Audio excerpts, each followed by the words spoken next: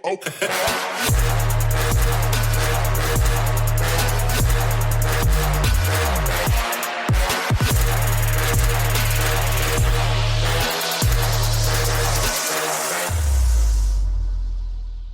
is good, everybody? It is your boy Super Saiyan Cab back with another Xenoverse 2 video for you guys today. We're going to be taking a look at my top 7 key ultimates since DLC 7 has come out with the new update that buffed a lot of skills, and a lot of people have been waiting on me to do this. And like I told you guys, I was going to just need some time because I wanted to see what the real changes really were and have some time to test all these moves, things like that, and then finally come to my realization of what my new top list of key ultimates in the game are. Now, of course, yes, we will be doing a top list of strike ultimates, strike supers, and key supers eventually, but the first one that we're going to be doing is this one right here.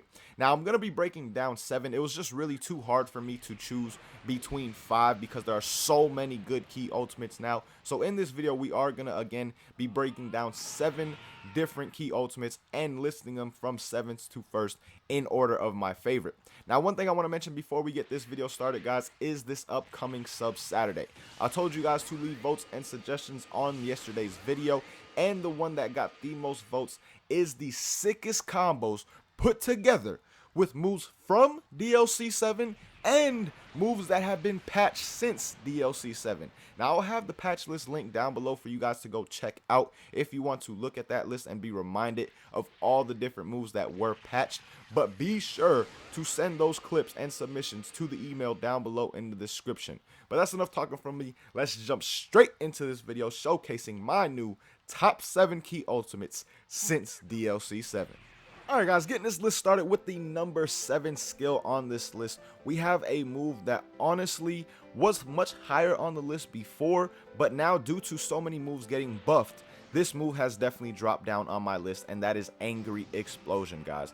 Angry Explosion is still a move that does great damage. As you guys see, for 7 bars of key, I'm still getting 13,855 damage, and of course that's not the max, because with moves like this, the more key you have, the more damage you can get. So obviously if I had 10 bars, it would do much more damage. But when you look at the minimal damage of this move as well, it is very different from moves that are like this, where you have to hold down the move to drain key to do more. This one still does a good amount of damage with just 3 bars of key. Most moves like this really do not do that great of damage if you just launch it by itself and do not hold the button down to extend it. But again, even with 3 bars of key, Angry Explosion is doing almost 8,000 damage, which is pretty average, or a bit above average of what most 3-bar key ults do in this game anyway. But if you do meditate with this move to try and get that max amount of damage out of it, that's the only way for someone like me or others who do not initially have 10 bars of key. You're going to notice that you're only able to use 8 bars of key when you meditate though with this move, as you guys see right here. There are 2 bars left, and that is just due to some glitch with meditation along with this move. I believe if you just have 10 bars of key, you can use it fully on, and you can probably get somewhere around 20k damage. As you see, I got 15,663, and I was only able to use 8 bars, not 10. So if you add in those 2 other bars, you'd probably get close to about 20k damage in total, which is just absolutely insane, especially considering the fact that I am in base form. Now, when you talk about the uses of this move is fairly easy to use. A lot of people don't use it because they always thought it was hard to land or something of that nature. But guys, all you really got to do is 1, a heavy stamina break. That should be very clear cut and easy to figure out that a heavy stamina break will work with this move all day, every day. And 2, the other way is with a fully charged sledgehammer, guys. After your fully charged sledgehammer, follow your opponent to the ground. And as you see, Trunks was not able to get up, and that landed, and you can land that move very easily if you have sledgehammer on, or if you use a heavy stamina break. Now, due to the simple fact that you cannot use those extra 2 bars of key when you meditate, that really holds this move back from being a bit higher on the list, because other moves can use meditation and fully use the 10 bars of key that are very similar to it and do more damage and are easier to land, as you will see. But that is everything for the number 7 move. Now let's move on to number 6. Okay guys, moving on to number 6, we have another explosion type move, and this time we have Final Explosion, guys. Final Explosion is absolutely insane now since the DLC 7 patch came. As you guys see right here, with 8 bars of ki in base form, I am doing 18,873 damage. If you give me 10 bars, which is the max amount of stamina that you can have, I am definitely one-shotting Trunks without question, and I'm still in base form. That is absolutely insane to one-shot a character while you are in base form with a move. The only other move that I know in the game that can really do that, unless you have a supreme key build or something like that, is Power Rush. Power Rush can really one-shot damn near any character while in base form. It's just OP. But as you saw again, Final Explosion does some insane damage. Now, if you do not have any stamina to really waste when you use this move and you just launch it by itself, you're not going to get the most out of it. As you see, 5,271 is not that great of damage. Like I said, Angry Explosion is really unique in the fact that if you just launch it by itself and do not put anything extra into it, it'll still do a good amount of damage. Now, Final Explosion, as far as uses go, can be used in the same way as Angry Explosion, guys. It may not have the fastest startup in the world, but you can land it very easily off of a heavy stamina break, along with a sledgehammer after a light stamina break, as you guys see right here. Immediately after the sledgehammer, just follow him to the ground and then activate it immediately afterwards. And as you see, the combo did start up and extend off of 2, letting us know that Trunks wasn't able to recover before that actually hit him. So Final Explosion is definitely a great move now. Ever since they buffed the damage, it is definitely worth using that stamina, because when you use this move, you will be killing your opponents. Now, the reason that I do not have it higher on the list is due to the fact that it does take stamina. Sometimes when you are fighting, you are not always going to have the most stamina in the world. You are not going to have so much stamina to the point where you may be able to get 15k plus damage. Sometimes you may only have 5 bars or something along that nature when you actually activate this move, which is the one true downfall to it. If it was key based, it would probably be much higher on my list, but due to the fact that it is stamina based, it is why it comes in at number 6. But that is everything for the number 6 move. Now let's move on to number 5. Alright, y'all, moving on with this list at number 5, we have a move that got a nice buff to it and definitely became one of the top 5 key ultimates in the game without question. Before, it was really about preference with this move, but now it is not questionable, and that is Final Shine Attack. Final Shine Attack, guys, became absolutely insane since this DLC update came. As you guys see right there, with the 7 bars of ki, you're going to get 13k damage. But if you use Meditation and are able to use all 10 bars of ki while I am in base form, I am going to be able to get a total of 18,055 damage, guys. That is absolutely insane, especially considering the fact that I am in base form. Very easy move to use, and you're going to get some insane damage out of it. Now, when you look at the minimal damage for this move, again, you're not going to get the most. It gets 6,252, which isn't terrible, but it's not really good at the same time. And again, Angry Explosion, as you guys saw earlier, is really unique to itself with the fact that it could still do good damage if you just use the initial startup. But when you're talking about Final Shine and talking about how to use this move is very easy to land. You definitely do not need Sledgehammer. Now, of course, you can land it after a stamina break with a Sledgehammer, but guys, all you got to do is a simple knockdown attack. A simple knockdown attack goes straight into your Final Shine, and this will work all day, every day, as you guys saw right there, and you are going to be able to put out some insane damage with this move as well. Now, of course, this move is complemented best by Meditation. That is the one thing that kind of sucks about it, is that you have to use a slot on your regular skills for Meditation, but a lot of people run that move anyway just to get the key, so it should not be that much of a burden. But all in all, man, Final Shine Attack is definitely a great move. If it wasn't for so many other moves getting buffed and patched, it would probably be higher on this list, but it comes in at number 5 for me. Now let's move on to number 4 though. Alright, y'all, moving on to the number 4 move on this list. This is probably one a lot of people have in their top 3, but not for me, for reasons you guys will see pretty soon. And that move is Revenge Deathball. Revenge Deathball is an absolute great move.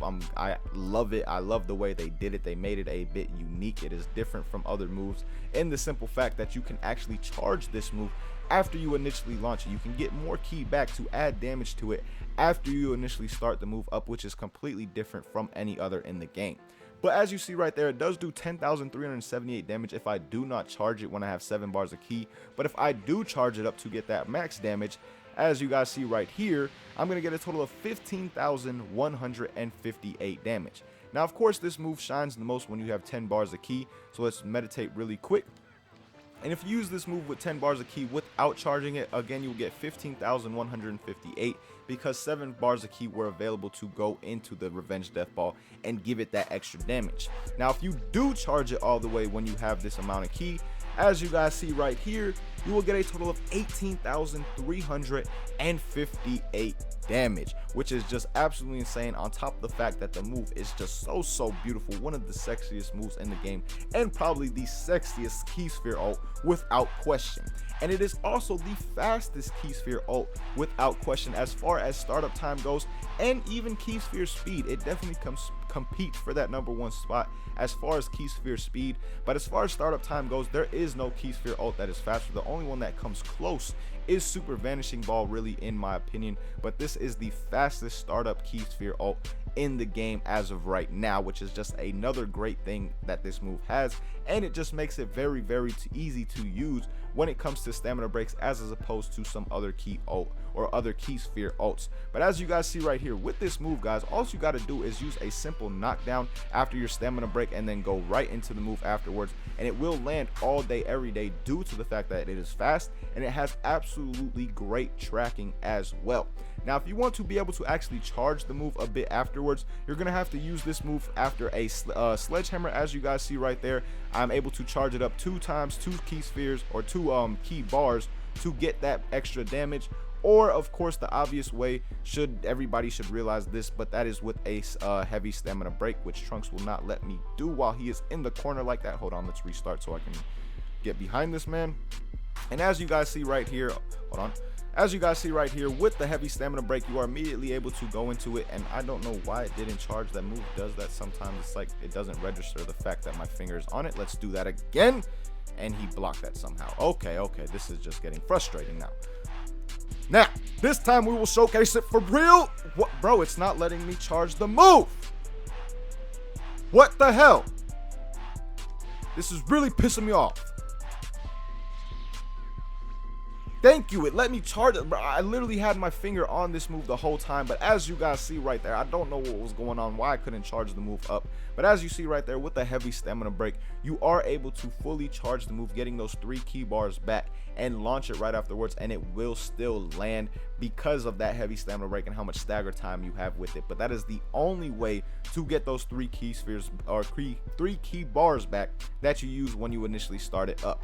But that is everything for Revenge Death Ball. Again, I have it coming in at number 4 on this list. Now let's move on though to the top 3. Alright, y'all, finally moving into the top 3 of this list, the 3 moves that I feel are the best Ki ults in the game even after DLC 7's update. And coming in at number 3 is a move that wasn't even sniffing the top 5, the top 10, anything like that, but now is a top 3 move in my opinion, and that move, guys, is Emperor's Death Beam. As you see right here, Emperor's Death Beam with 7 bars of ki is going to do 12,021 damage, which is an insane buff because before, with about 10 bars of ki, that is the damage you were pretty much getting, which really is not that great for 10 bars of ki. But as you will see now, when we meditate and actually have 10 bars, this move now does a total of, once we get through all of these little shots, now it does a total of 18,301 damage. Now, yes, it doesn't do as much damage as Revenge Death Ball. It doesn't do as much damage as Final Shine Attack either, but the difference between this move with those or any other move that has been on this list so far is the simple fact that, as you guys see right here, this move can be landed off of a simple knock away, can be landed off of a simple knockdown attack as well without a stamina break. This is a move, and everybody has known this since day one, that is a move that you can land without a stamina break. It is very, very easy to land, and now that they actually buffed the damage to it, you will probably see this move ran a lot more when it comes to online play, and you will see people using it, sadly, without stamina breaks, getting some insane damage. But again, that just puts this move over the top in my opinion, and it is why it is better than Final Shine Attack, why it is better than Revenge Death Ball or any of those moves when it comes to the moves that actually take ki to get more damage. But again, that is why I have this move coming in at number 3. The damage may not be as good as some of the others. It is very close though, but it is much more easier to use than the other moves that have been on the list so far. But that is everything for Emperor's Death Beam. Now we are going to move on to the final 2. Alright y'all, finally getting into the last 2 moves on this list. We have 2 moves that a lot of people probably didn't expect to be up there because these moves didn't get a buff. These moves didn't get patched, they didn't get touched at all, but in my opinion, they are still the 2 best key ultimates in Xenoverse 2. And coming in at number 2, we have one that a lot of people sleep on, a lot of people don't know about, and really do not use because they think it is impossible to land or just hard to land, and that is Raccoon Ultra Fighting Bomber, guys. This move, as you see, gives you 12k damage for only 3 bars of ki. All the other moves showcased in this top 7 list so far have had to use either extra ki or extra stamina and were reliant on that to get their damage. Raccoon Ultra Fighting Bomber is only going to take 3 bars of ki to get 12k damage, guys, and the move is very easy to land. This is the thing that a lot of people had issue with, but just like all the others, for the most part, all you got to do is a simple stamina break into a sledgehammer or a heavy stamina break, and you will be able to land this move all day every day, as you guys see right here. Right after the sledgehammer, follow them to the ground, go into the Raccoon Ultra Fighting Bomber, and then follow up on your opponent as well to do some additional damage, guys. You can do more damage after that Raccoon Ultra Fighting Bomber is launched because their opponent's stamina will not be back in time. And if you do something like this right here, as you guys see, go into the Ultra Fighting Bomber, and then follow up on your opponent immediately afterwards, and if you're fast with it, you will be able to get some insane damage and be able to kill your opponent very easily in base form like I am right now, and that is due to Ultra Fighting Bomber doing so much damage and only taking 3 bars of ki. That whole combo right there takes 5 bars of ki. You have to keep in mind that all the other moves showcased so far, you need meditation to get that max damage from them. That is not the case with Raccoon Ultra Fighting Bomber, and that is why I have it coming in at number 2, because it does such insane damage for only 3 bars of ki, and you can do some more stuff with it. If that the ultimate does not actually kill your opponent, you can still do more stuff within that stamina break period because it is not that slow of a move either. So again, I have this move coming in at number 2. It is absolutely amazing in my opinion, and one of the most slept on skills in this game. One of the skills you barely ever see online, even though it is absolutely amazing and very easy to use. But that is everything for Raccoon Ultra Fighting Bomber, guys. Now we are going to move on to the number 1 skill on this list. Alright y'all, moving on finally to the number 1 skill that I have on this list, my favorite key ultimate and what I believe is the best key ultimate in Xenoverse 2, and that, guys, is Meteor Burst. Meteor Burst is still absolutely insane, as you guys see right here. If you let it get its max damage for 3 bars of ki only, you are going to get a total of 12,701 damage. Absolutely insane, again, for only 3 bars of ki. And if you do the quick variation of it, as you see right here, you still get a lot of damage in 11,534. So this move does some insane damage for 3 bars of ki, but it also is very easy to use, and it is very easy to combo other things into it as well, guys. You can combo other moves, as you guys see right here. Hold on. Actually, I don't know why I just said hold on. I didn't even change this thing to guard. Okay, let's do it again. Go into the stamina break, immediately follow him to the ground, use the quick version of Meteor Burst, and then right after you land that Meteor Burst, guys, Ultra Fighting Bomber immediately afterwards. And as you see, those work together along with so many other ults that you are able to use and combo into with Meteor Burst. Meteor Burst is literally a move that you can combo other ults into it with, which is absolutely amazing. And again, it only takes 3 bars of ki. 3 bars of ki, guys, to get that absolutely insane amount of damage. And again, you can combo it into other things as well. Now, I will tell you this right here, right now. This combination right here only takes 3 bars of ki, guys. There is no other amount, only takes 7 bars of ki in total for the Meteor Burst, the Sledgehammer, and Raccoon Fighting Bomber. There is no other way to use 7 bars of ki in this game to get more damage in a combo. I promise you that right here, right now, this combo is literally doing around 28k damage, and I am only in base form, guys. That is absolutely insane to think about, that we're getting somewhere around 26 to 28k and I'm only in base form, and that is only possible because of how great Meteor Burst is and the simple fact that you can combo into other ults, and then of course Raccoon Ultra Fighting Bomber being another great move that only takes 3 bars of ki. So it should be pretty clear at this point as to why I have these two moves in particular at the top of the list when it comes to the ki ults. They are very, very amazing. They are very amazing alone, and then when you just combine them together, you're just coming into some OP territory. As you guys see, again, you can just literally one-shot any character in the game, whether you are transformed or not, with that combination right there. But all in all, man, let me know your thoughts on my list down below, guys, because one thing to keep in mind with these lists is everybody's gonna have their own opinion. Everybody's list is gonna be different. I don't expect two people's list to be exactly the same because of how many skills there are, how many skills got buffed, how many good skills there really are in this game as far as ki ults go now with Xenoverse 2. So again, let me know your list down below in the comments, what it's looking like. What are your favorite ki ultimates in Xenoverse 2 as of right now, since this patch came with DLC 7. But as always, man, thank you guys so much for watching. Really hope you guys enjoyed this video. Until next time, I hope you have a good day. Peace, y'all.